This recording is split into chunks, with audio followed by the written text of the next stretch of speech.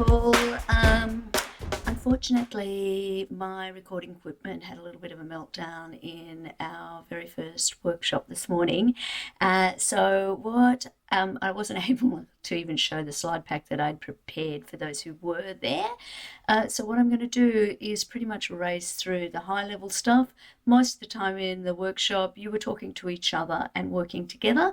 I don't think it's useful to try and replicate that, although I could probably find a puppet somewhere if I really needed to and talk to it. You think I'm kidding? Yeah, I'm not. Let me just work through what it is that I was planning to do.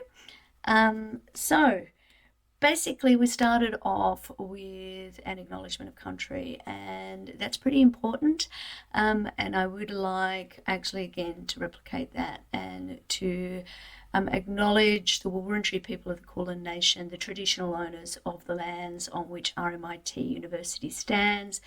Respectfully acknowledge and recognise elders past, present and emerging, and particularly any Aboriginal people who are joining us in this class.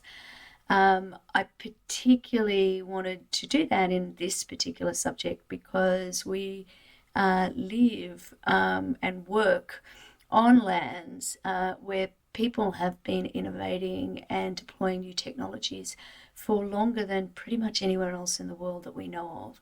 I mentioned in class I've recently been to Budj Bim National Park in the Western Districts of Victoria to see some eel traps that have been running there for more than 6,000 years. Well, don't think they've been consistently running, but so we're learning about innovative technologies and innovation in a place that really has a long-held history of amazing innovation from a culture that we have so much that we can learn from. These slides, clearly I talked a little bit about myself and my background. Not sure I want to bore you all with that here, but effectively the main thing I wanted to relay is I'm pretty easy to talk to. I'm very happy to talk to you about this course, and you can find me pretty easily. My contact details are on the slide pack. If you email me, I'll pretty much try and get back to you. I don't spend my life in email, but I do look at it 3 or 4 times a day, and I'll usually get back to you pretty quickly. If it's urgent or you're stressed, I hate that. So call me or send me a text message. If I'm talking to you or I'm in a class, I'm not going to interrupt what I'm doing to answer the phone, particularly if I don't know who I'm talking to. So leave a message and or leave in a text message who you are, and once I know who you are, I'll put my name in your phone so I'll recognise you. Tell me what it's about. The fact that you've called me or you've texted me suggests to me it's super urgent, and I'll get back to you as soon as I can. Lecture materials, we have to get them to you by lunchtime on Monday. I'm actually going to try really hard to get them to you on Saturdays at the latest, and I will aim for lunchtime on Friday. So for week 2, you can expect the recorded seminar materials to be up by lunchtime Friday. So feel free to call me, including on weekends, but acknowledge that, like you, I got a life, I got other things to do. I'll do my best to get back to you because I hate you being stressed. It stresses me, and I hate me being stressed. We talked a little bit about etiquette and expectations. I didn't really mention what's on the slide here. I just said my name is Kath or Catherine. I do actually have kind of unusual spellings. I'm not really offended if you get my name wrong, to be frank, but it does show a lack of paying attention to detail. So again, I'll try and get your names right. You try and get my name right, but you don't have to call me Ms. Nolan or anything like that, unless you want to. I did mention in class that unlike many of the academics you deal with, I don't have a PhD, well, not yet anyway, and I fashion myself as a practitioner and an academic. I've been working as a lawyer and in technology related areas for more than 30 years. And I think, or I hope, what I bring to you as a teacher is a knowledge of how this stuff works in the real world. And it takes all sorts, and you'll learn all sorts of different things from different people, but I'm hoping that that is the value I add. It'd be great if you can come to class. I had a pretty good showing first time round. I don't take the role. My strong value is turning up is better than not turning up. So if you're late or you have to leave early or you have to kind of micromanage a couple of other things at the same time, I get it. I am not going to embarrass you or call you out. I will try and get you to participate as much as you can. I am very open to, subject to the technology working, of course, live streaming the tutorials. My plan is to only record the parts of the tutorials where I'm explaining something or talking about an exercise. It would be significantly better for you to attend, but I prefer you attend a Teams meeting than listen to a recording, and I'd prefer you listen to a recording than do nothing at all. So clearly recording's the only thing we've got available this week. But please let me know by, well, Monday next week or Tuesday latest, Tuesday lunchtime latest, if you think you'd be interested in attending as a Teams meeting, and I'll see if I can set it up. I'm not supposed to do it that way. We're not supposed to run hybrid, so don't go around telling everybody if we do it. And only ask me to do it if it suits you and you have a genuine need, because all I'm really trying to do is make it as easy as possible for you to balance the work that you need to do your best here in this class. I don't want to do it if nobody's going to show. And it is extra work for me. There is a direct correlation between doing well in courses, any of them, and doing the work. I don't really think, you're smart people, you know that. Talked a little bit about the importance of planning. Really skimmed over this as well. At the end of the day, what's really important here is that there are 3 assignment groups in this subject, but particularly over the first 5 weeks, there are 5 quizzes, each worth 3%. Sorry, I won't talk about the map. This is probably immediately the thing you need to think of. They're not designed to be easy. They're designed to challenge you.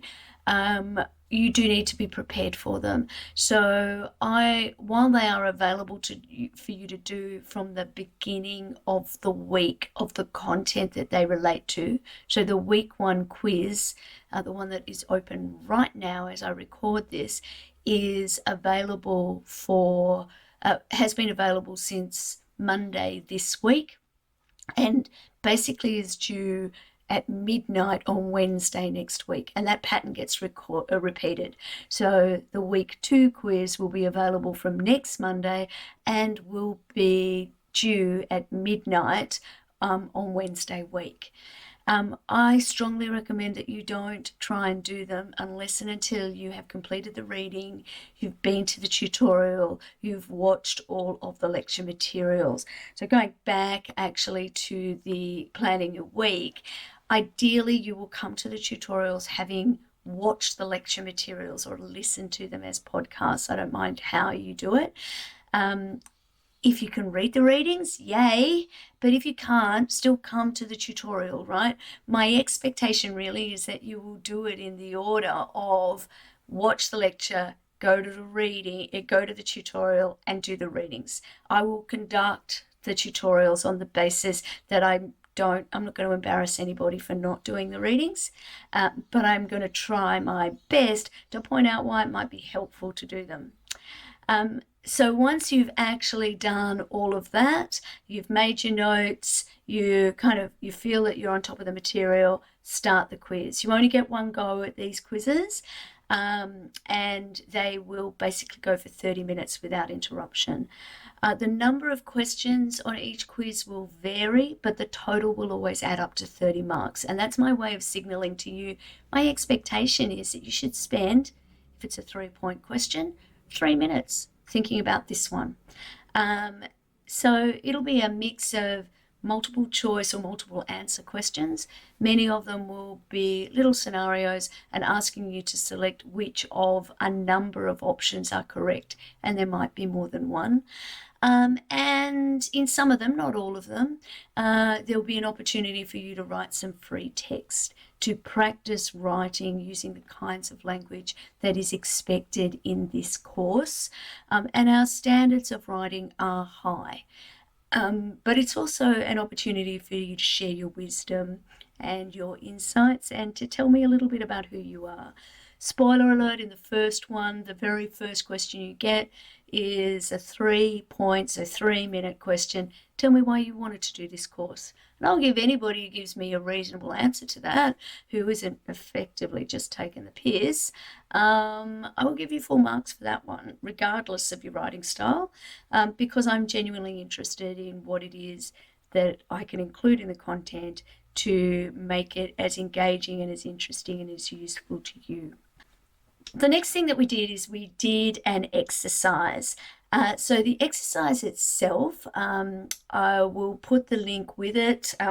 It'll be on a slide that's coming up. But the exercise was about, let me find it here.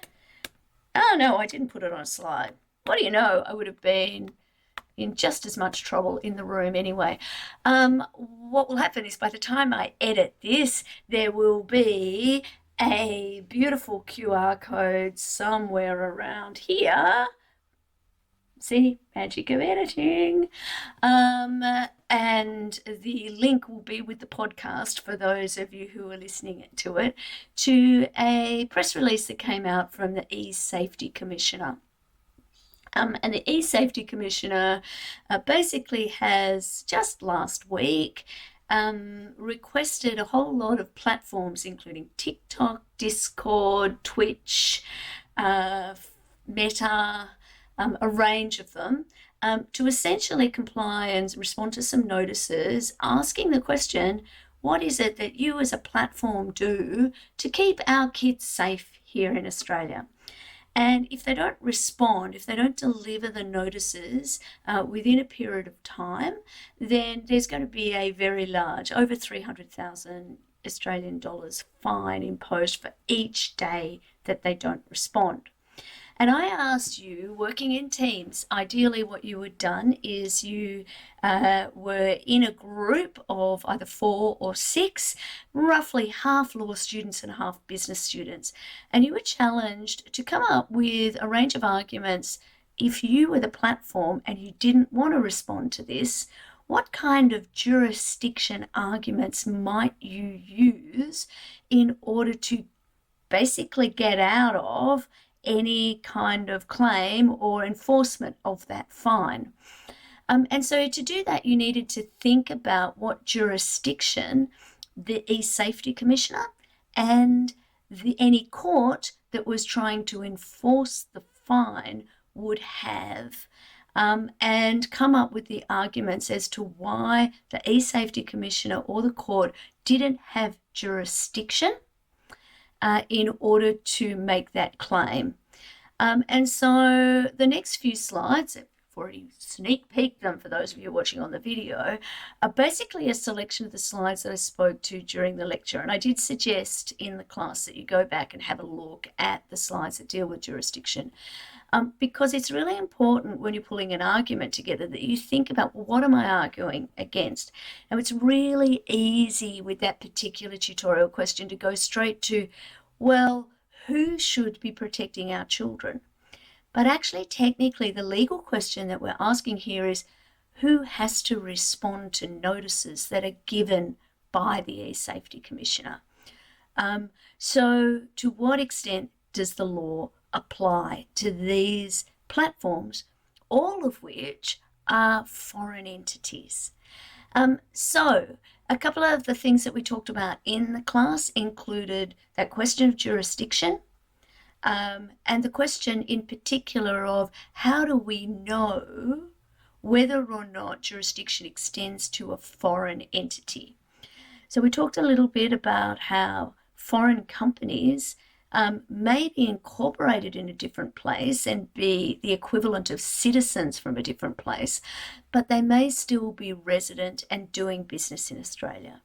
We went back to the Yahoo case, which I talk about quite a bit in one of the recordings, and we recognised that even the American court that still thought ultimately that that its constitution was significantly important in Yahoo's decisions about what it did and didn't do, even that court recognised that if you're going to take advantages of doing business in a place, then you probably need to, well, not probably, you do need to comply with the laws of that place. So Yahoo looked at the fact that, the case, the judge in Yahoo looked at the fact that Yahoo had a business presence and offices in France, that it had French language websites, and that it paid taxes in France, it had employees in France. We also talked about how Yahoo, or that particular decision, there's two cases, a French case and an American case. Neither of them are actually Australian law. They are persuasive, but they are not precedent.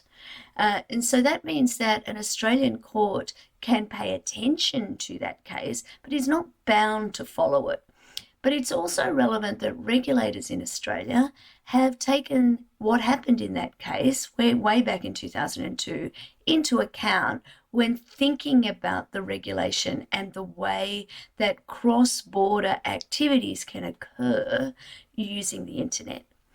Another case that we just touched on because I was running out of time was the Gutnick and Dow Jones case.